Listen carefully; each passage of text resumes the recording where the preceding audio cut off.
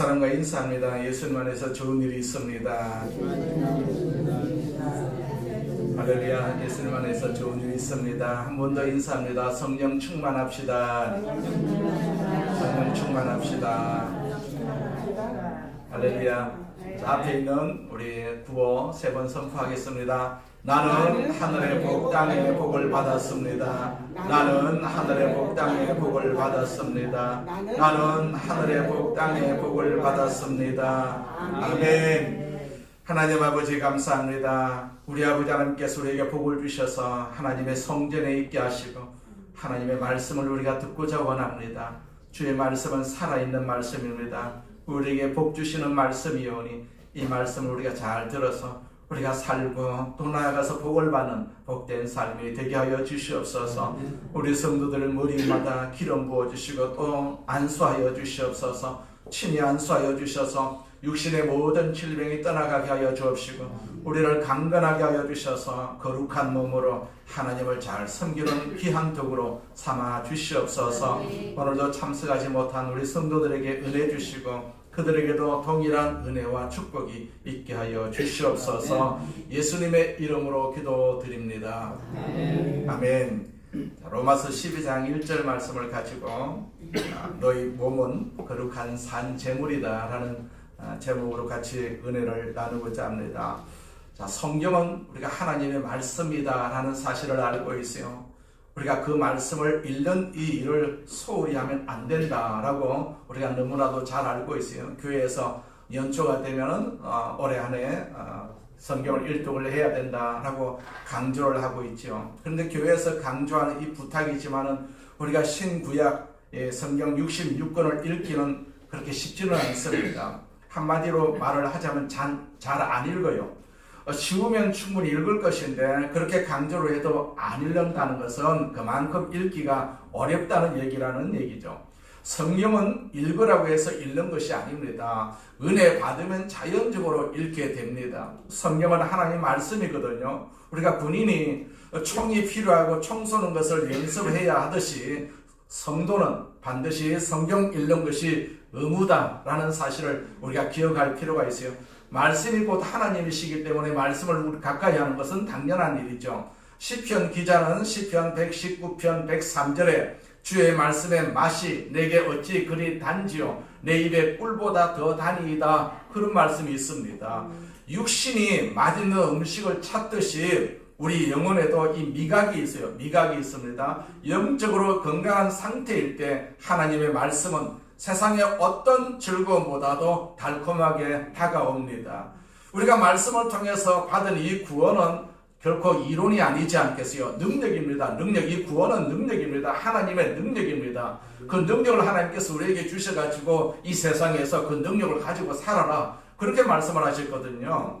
사도 바울은 이것을 우리에게 가르쳐 주었어요. 구원은 교리로 이해하는 것이 아닙니다. 삶으로 이해하는 것이거든요. 대부분의 많은 사람들이 구원을 교리로, 이론으로 이해하기 때문에 능력이 없어요. 능력이 없습니다. 삶으로 이해하지 않기 때문에 형식에 그칩니다. 성경은 살아있는 하나님의 말씀입니다.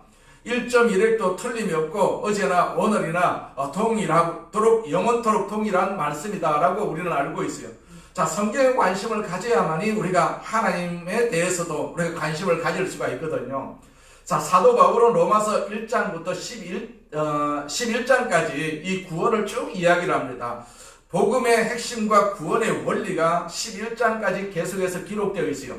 자, 이것은 교리편입니다. 11장까지가 교리편입니다. 그러다가 12장에서부터 16장까지는 찬송으로 변하는 삶으로 돌아갑니다. 그러니까 구원받은 자의 새로운 삶, 12장부터 곧 실천편이거든요.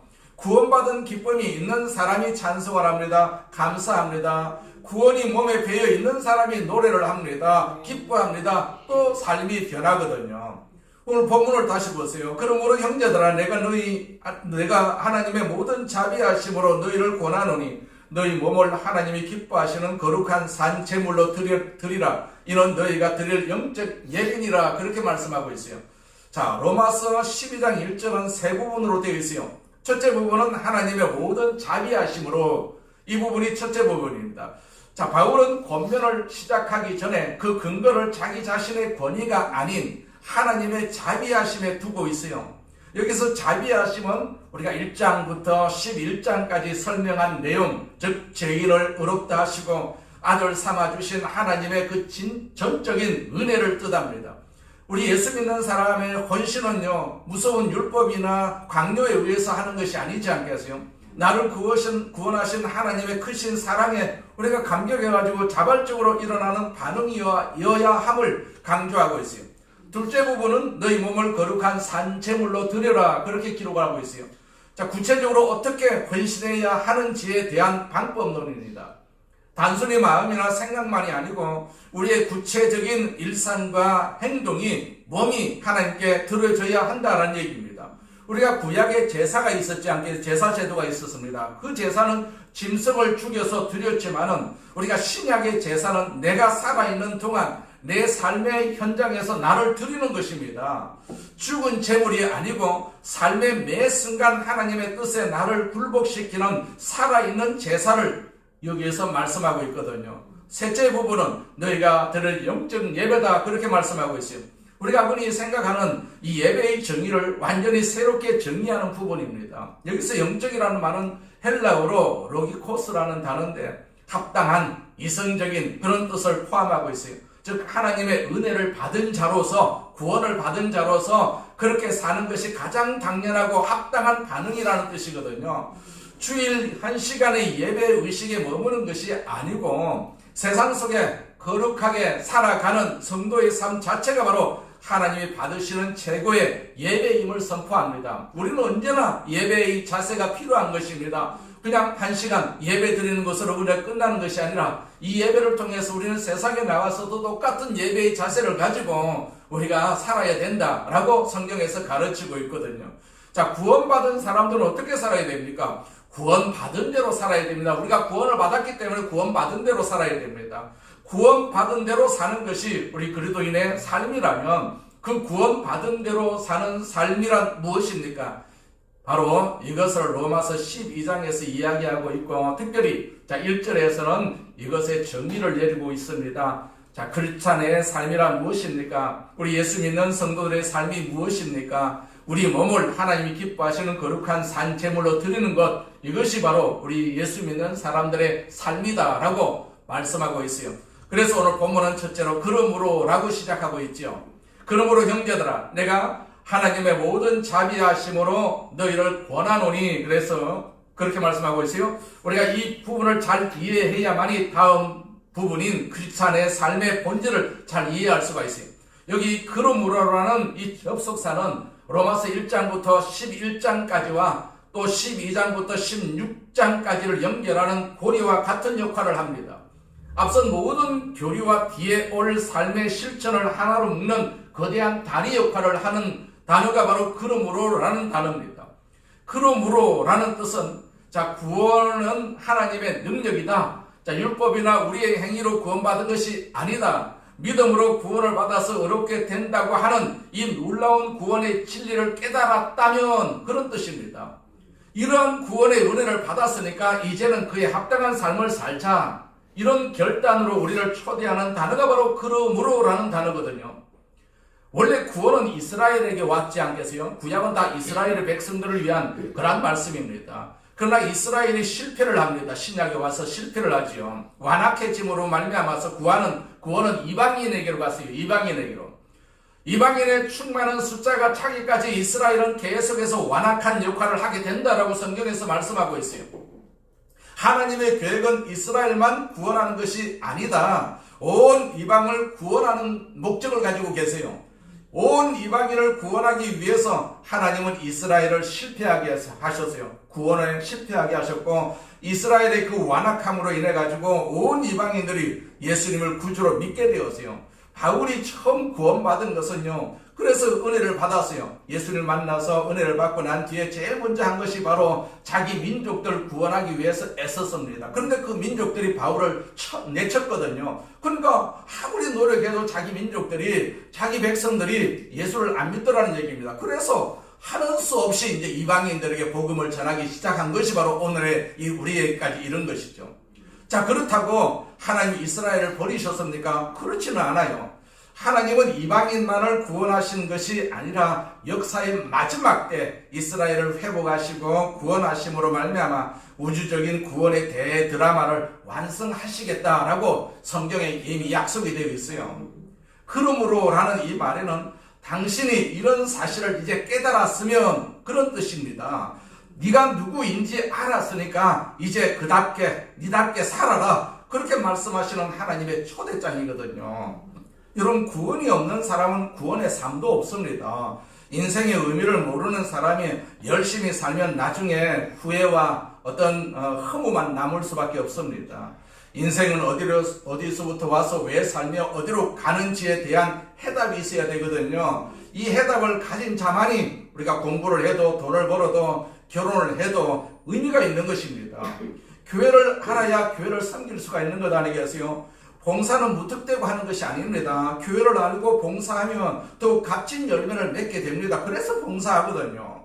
구원이 무엇인지 아는 사람만이 어떻게 구원의 삶을 살아야 하는가를 알게 되는 것입니다. 구원은 다른 사람들에게 주는 메시지가 아니거든요. 우리 형제들에게 주는 메시지입니다. 그러니까 구원받은 사람들에게 주시는 메시지거든요. 이 성경은요, 세상에 주는 메시지가 아닙니다. 구원받은 사람들에게 우리에게 주시는 메시지거든요. 성경은 세상 사람들에게 주는 메시지가 아닙니다. 택한 백성들에게 주시는 메시지입니다. 그래서 예수님은 우리들에게 요구하십니다. 다른 사람들에게 요구하시지 않습니다. 이 말씀을 받고 행동하고 순종해야 할 사람들은 세상 사람들이 아니고 바로 우리들입니다. 우리들. 말씀은 내가 드려야 되거든요. 누가 들으는 것이 아니라 내가 드려야 됩니다.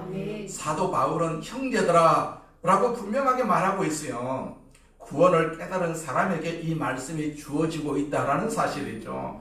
오늘날 많은 사람들이 교회 와가지고 실망을 하고 또 설교를 듣고도 실망하고 떠나가는 이유가 무엇입니까? 기독교가 나빠서가 아니거든요. 예수님의 진리가 잘못되었기 때문에 떠나는 것이 아니라 우리 예수 믿는 사람에게 실망을 했기 때문에 떠나는 경우가 많이 있지 않겠어요? 그래서 예수님을 떠나는 것입니다. 교회 가서는 아멘도 하는데 할렐루야라고 우리가 외치기도 하는데, 그러나 집에서는 날마다 신경질을 내고 말이 거칠고 이기적으로 산다면 그 사람 보고 누가 예수를 믿겠습니까? 여러분, 이 말씀은 우리가 받아야 할 말씀이거든요. 내가 받아야 할 말씀입니다. 예수 믿는 사람은요, 구원받은 사람은 이렇게 살아야 한다라고 오늘 성경에서 말씀하고 있어요. 오늘날 구원은 있지만은 구원받은 삶이 없기 때문에 우리 기독교가 이렇게 타락되었는지도 모릅니다. 숫자가 많다고 진리가 아니거든요. 참된 진리는 영향력을 가지고 있습니다. 사람을 변화시켜 주는 것이거든요. 자, 구원받은 사람만이 구원받은 삶을 살 수가 있습니다.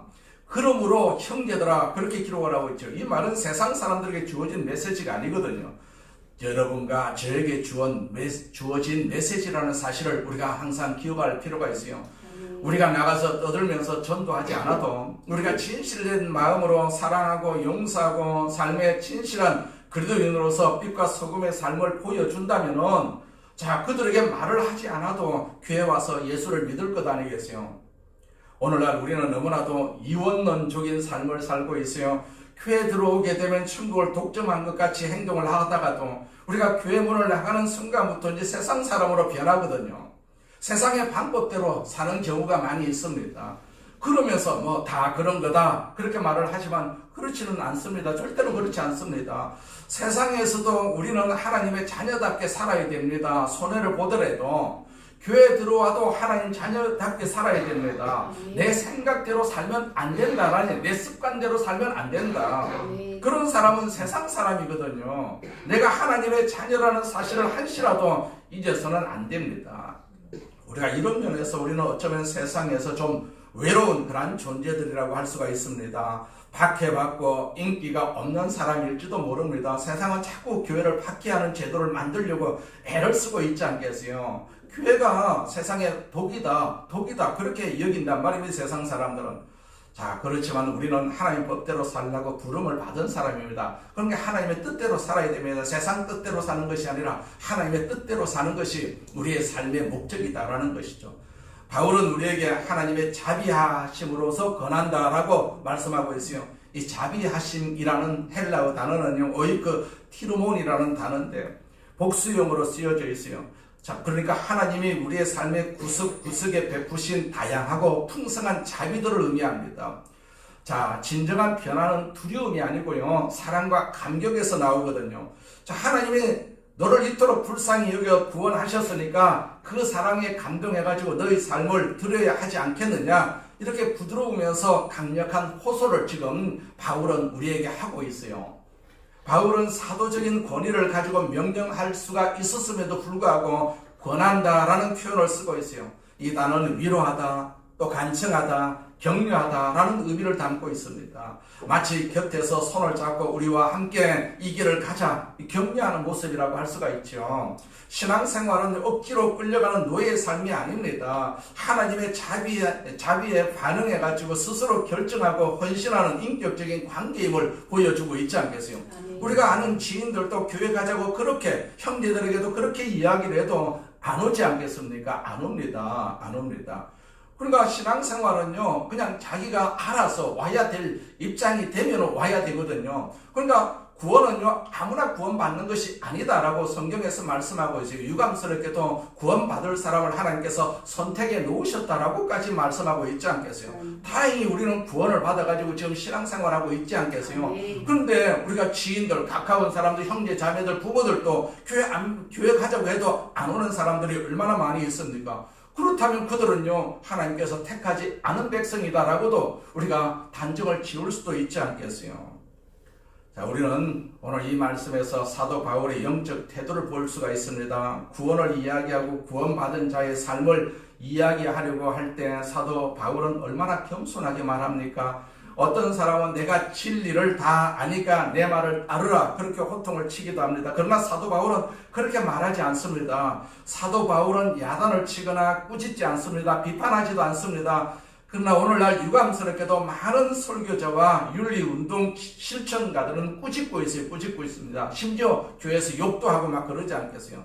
만약 여러분이 누군가를 꾸짖고 싶다면 여러분이 꾸짖지 말고 성경이 꾸짖게 해야 된다라는 얘기입니다. 하나님 성경을 통해서, 말씀을 통해서 저 사람을 좀 꾸짖게 해주세요. 하나님이 그 사람을 꾸짖어야 되거든요. 내가 꾸짖으면 그 사람이 상처를 받을 수밖에 없지 않겠어요? 특별히 정의에 민감한 사람은 자신도 정의를 전부 실천하는 사람이 아니라는 사실을 기억할 필요가 있어요. 우리는 모두 정죄를 받아야 할 죄인이거든요. 의인은 없다고 했어요. 하나도 없다고 했어요. 바울이 그런 말을 했어요. 우리는 의인이 아닙니다. 죄인이라고 성경에서 말씀하고 있지 않겠어요? 하나님이 그냥 우리가 교회를 다니고 있으니까, 예수를 믿는다고 하니까 의인으로 취급을 해줘서 그렇지, 우리가 의인의 삶을 살고 있으니까 세상에 나가서 그렇지도 못하지 않겠어요?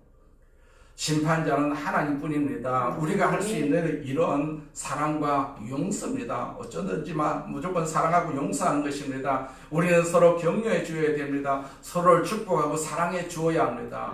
정죄를 통해서 사람은 변하지 않습니다. 정죄를 통해서는 사람은 사랑을 통해서 변합니다. 충고하고 야단친다고 사람이 변하는 것이 아닙니다.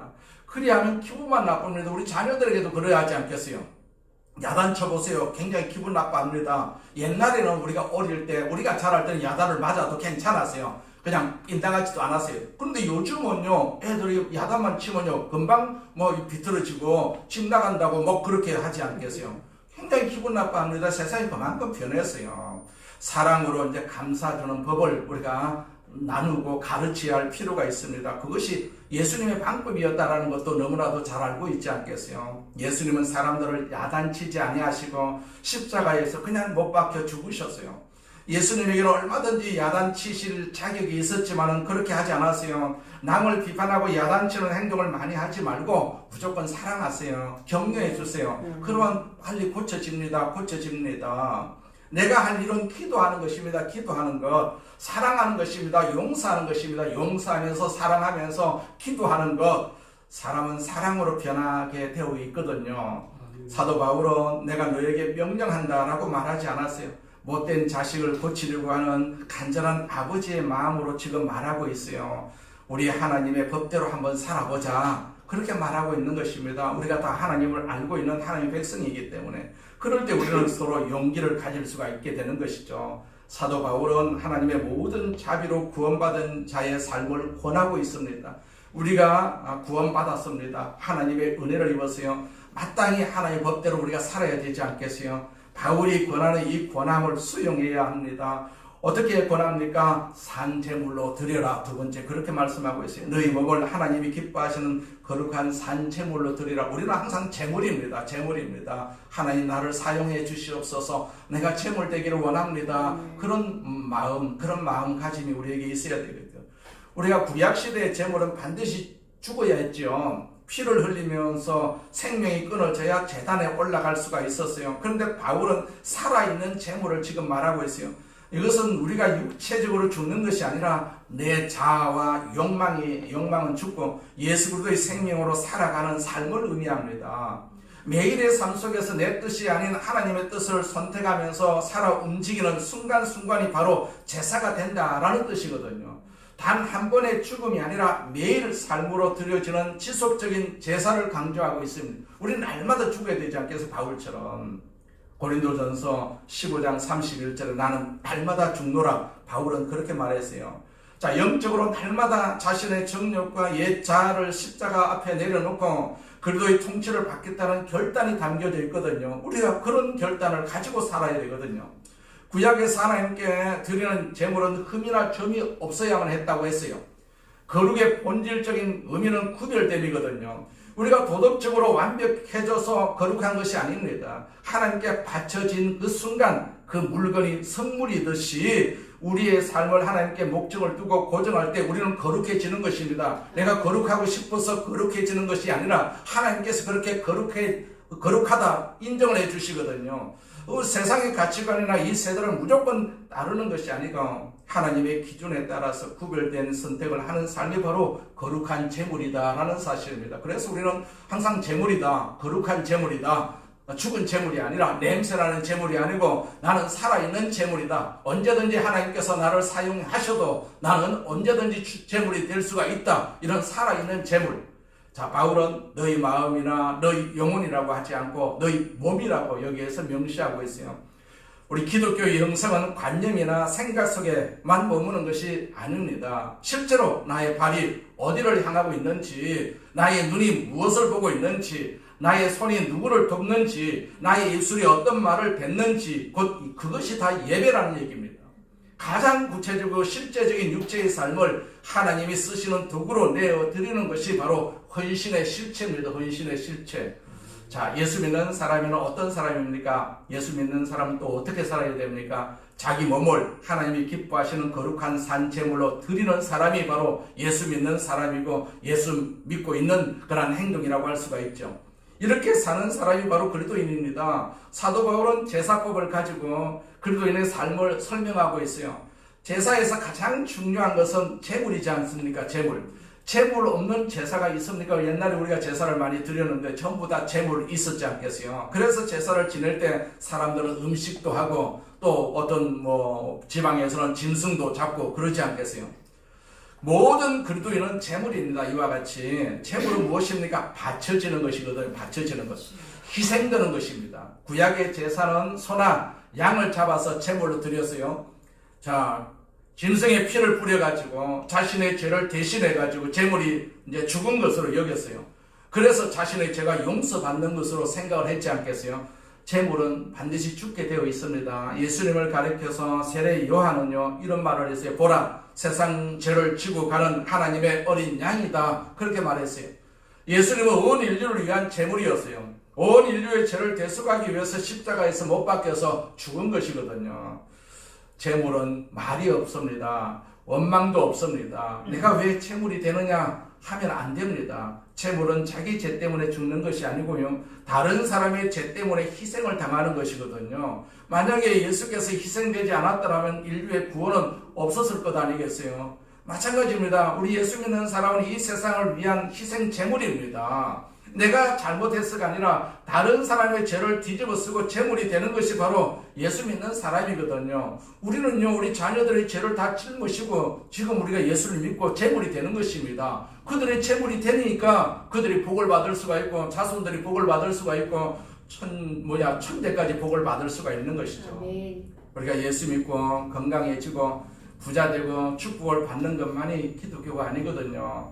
우리 예수 믿는 사람들의 참된 모습은 재물이 되는 것입니다. 이 사람을 가리켜서 바로 구원받은 자라고 말하는 것입니다. 따라서 세상에서 억울한 일을 당하거나 손해를 보는 것은 당연할 수밖에 없지요. 이렇게 사는 사람이 세상에 있으면 그 사람을 가리켜서 사람들은 빛이다 혹은 소금이다 그렇게 표현을 하거든요. 왜 예수 믿는 사람들이 목말라 합니까? 헌금도 하기도 하고 봉사도 하는데 뭔가 좀 허전합니다. 뭔가가 좀 허전해요. 왜 그런 줄 아십니까? 재물이 되기를 거부하고 있기 때문입니다. 죽기로 작정한 사람이 무슨 겁이 있겠어요? 무슨 무서움이 있겠습니까? 자, 재물이 되기로 작정한 사람은 아무 두려운 것이 없습니다. 그래서 신앙생활에서 어딘가 외롭고 어딘가 부족하다고 느끼는 것은 내가 재물이 아직도 안 되었기 때문에 그렇다라는 얘기입니다. 그래서 교회를 다니면서도 자꾸 방황을 하지 않겠습니까? 그러니까 그런 사람들은 세상을 더 많이 생각하는 사람입니다. 결론은 재물이 되지 않아서 그렇다라는 얘기죠. 몸을 드려야 됩니다. 신앙생활은 몸을 드리는 것이거든요. 영은 몸이 있기 때문에 있는 것입니다. 영만큼 중요한 것이 바로 몸입니다. 몸. 따라서 우리 예수 믿는 사람들의 삶은 영을 드리는 것이 아니라 몸을 드리는 것입니다. 이것이 예배이지 않겠어요? 예배고 신앙입니다. 신앙. 예수님께서 베드로를 향해서 이런 말씀을 하신 적이 있어요. 마음은 원이로되 육신이 약하도다. 그렇습니다. 마음으로는 벌써 내가 선교사도 몇 번이나 하고 싶고 11조도 많이 하고 싶고 봉사도 열심히 합니다. 그러나 다만 몸이 따르지 못했을 뿐일 때가 많이 있지 않겠어요?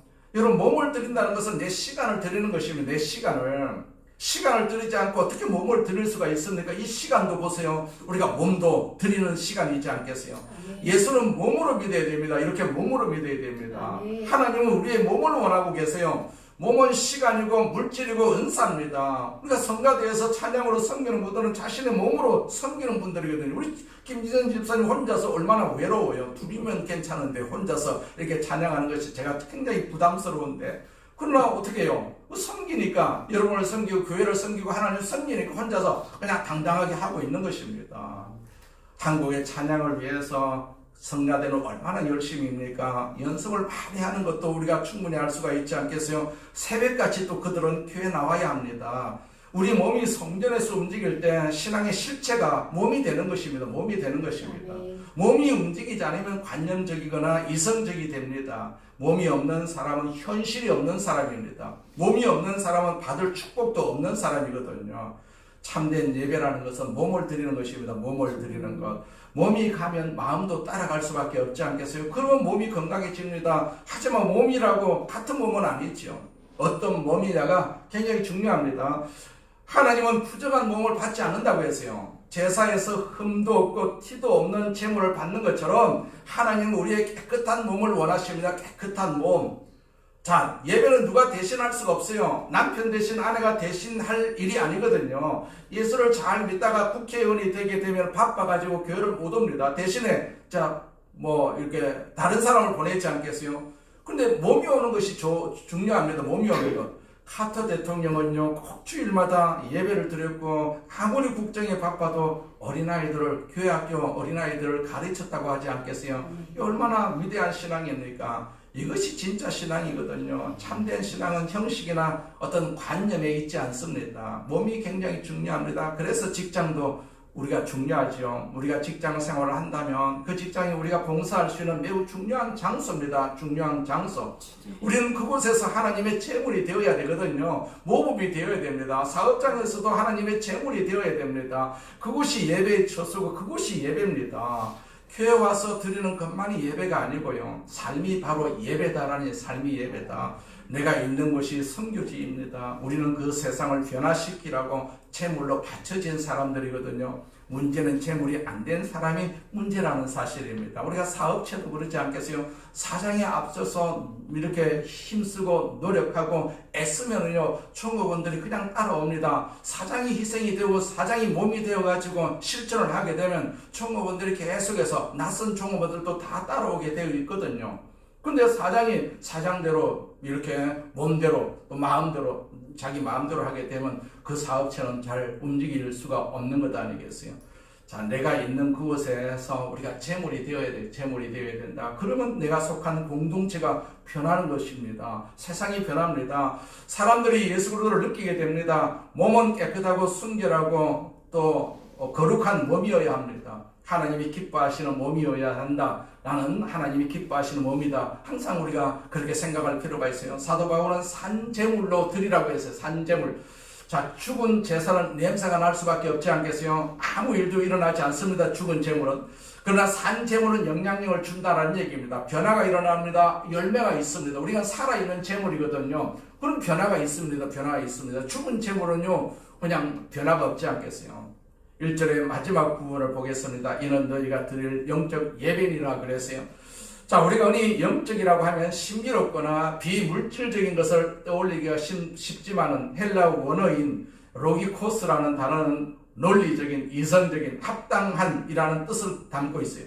우리가 앞서 살펴본 그러므로와 연결이 됩니다. 그러므로 하나님으로부터 그토록 큰 자비와 구원의 은혜를 받았다면 우리 몸을 산제물로 드리는 것은 가장 논리적으로 타당하고 당연한 반응이다라는 뜻이죠.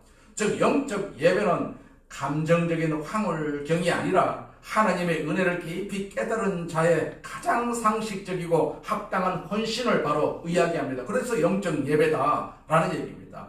예배는 단순히 찬양하고 기도하는 의식만을 뜻하지 않고요, 종이 주인을 섬기는 그런 봉사나 삶의 방식을 의미합니다. 바울은 구약시대처럼 성전 안에서 짐승을 잡아들이는 제사에 머물지 않고 이제는 성전 밖에 그 일상의 현장에서 하나님을 섬기라고 말하고 있어요. 자, 우리의 직업, 또 가정생활, 인간관계 등 모든 삶의 영역이 하나님이 기뻐하시는 그러한 예배의 장소가 되어야 한다라고 강조하고 있어요. 생활 예배의 선포라고 할 수가 있으면 영적 예배는요, 드리다라는 단어는 제단 위에 제물을 올려놓는 제사장적 행위를 뜻합니다. 나 자신을 제물로 드린다는 것은요, 내 삶의 주도권을 하나님께 양도한다는 뜻이거든요. 양도한다는 뜻. 내가 내 삶의 주인 노릇을 하는 것이 아니라 하나님의 뜻이 내 몸과 삶을 통해서 나타나도록 내가 내어드리는 행위입니다. 나를 내어드리는 행위. 이것이 바로 하나님이 받으시는 진정한 예배의 완성이다라고 오늘 결론에서 말씀하고 있어요. 여기 영적 예배라는 것은 신비한 그런 어떤 체험을 쫓는 것이 아니고 하나님의 은혜를 깨달은 지성을 가지고 나의 평범한 일상을 하나님이 기뻐하시는 거룩한 도구로 드리는 것이거든요. 드리는 것. 우리는 자꾸 하나님께 드려야 됩니다. 세상에 드리는 것이 아니라 하나님께 드려야 됩니다. 그래야만이 우리가 하나님으로부터 우리가 칭찬을 받을 수가 있지 않겠어요? 세상에 아무리 우리가 노력을 드려도 그것은 나중에 헛것일 수밖에 없습니다. 하나님께 드리는 것만이 남는 것이 있다라는 사실도 우리가 충분히 알 수가 있어요. 그래서 참된 예배라는 것은 온전한 헌신과 봉사를 의미합니다. 헌신과 봉사가 없는 사람은 예배가 없는 사람이거든요. 물질로도 마음으로도 몸으로도 헌신할 때 진정한 신앙, 건강한 신앙이 자라날 수가 있는 것입니다. 이것이 그리스도인입니다. 저와 여러분들이 이런 그리스도인이 되기를 축원합니다. 우리가 예수 믿기로 작정했고 지금 수십 년이 지나왔지 않겠어요? 그렇기 때문에 항상 나를 성숙을 시켜야 되죠. 나는 신앙인이고 하나님의 자녀다. 내가 영적 거룩한 그런 예배를 드리는 제물이다. 산 제물이다 라는 그런 생각을 우리가 자꾸 가지고 있으면 우리가 손해를 좀 볼지라도 우리는 하나님이 다 기억해 주시기 때문에 우리는 하나님을 생각하면 이런 일상적인 그런 삶에서 다가오는 그런 손해, 그런 어떤 억울함, 그런 것도 충분히 감당할 수가 있게 될 줄로 믿습니다. 그렇기 때문에 나는 영적 예배의 도구다라는 사실을 항상 기억하셔서 하나님 앞에 산제물이 되는 그러한 마음을, 그러한 믿음을 가지시기를 주님의 이름으로 축원을 드립니다. 전능하신 하나님 아버지 감사합니다. 우리 아버지 하나님께서 은혜 베풀어 주심을 감사합니다. 우리를 축복하심을 감사합니다. 우리를 도구로 삼아주심을 감사합니다. 제물로 삼아주심을 감사합니다. 오늘 우리 장로님을 비롯해서 우리 모든 성도들 다 제물되기 위해서 주님 전에 왔습니다. 주님 제단에 왔습니다. 우리를 제물로 삼아주시옵소서. 우리를 죽여주시옵소서. 그래서 하나님이 살리시는 영으로 다시 사는 영적 예배가 되게 하여 주심을 감사합니다. 이러한 믿음을 가지고 이러한 자세를 가지고 우리가 세상에 나가서 세상을 변화시키고 아버지는 우리 자녀들을 변화시키고 우리 자손들을 변화시키는 귀한 도구로 사용 사용되게 하여 주시옵소서. 우리를 사용하여 주셔서 아버지 하나님 우리를 통해서 자녀들이 복을 받고 우리 자손들이 복을 받게 하여 주심을 감사합니다. 아버지 아브라함을 택하신 하나님 그 자녀들에게 후손들에게 복을 주셨듯이 아버지 하나님께서 우리를 택하여 주셔서 우리 자녀들에게 복을 주시기 원하고 계심을 믿습니다. 우리 자손들에게도 그 복을 주시기를 원하고 계십니다. 하나님 아버지 그 복이 오늘 우리를 통해서 흘러나게 하여 주옵시고 이 복이 이 세상을 바꾸는 귀한 도구로 쓰임받게 하여 주시옵소서. 예수님의 이름으로 기도드립니다.